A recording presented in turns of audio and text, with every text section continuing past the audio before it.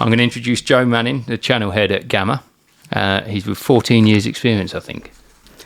Thank you very much. Yeah. First time caller, long time listener. Fine. So today I think a good place to start is probably the ISDN cutoff, which maybe not all businesses know about, but perhaps you can give us a bit of an introduction into that.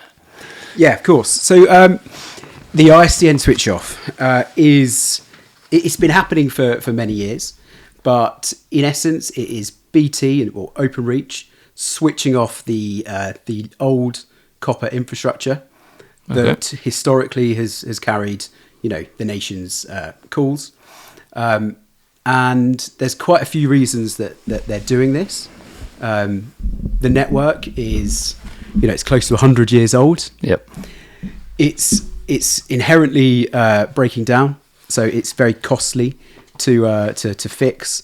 Hence why you see the Openreach vans, techies all around the place, techies driving all over the country fixing problems. Yep.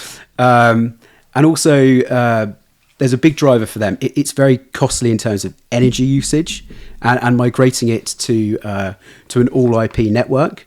It saves a lot of energy, so there's a big environmental driver for them as well.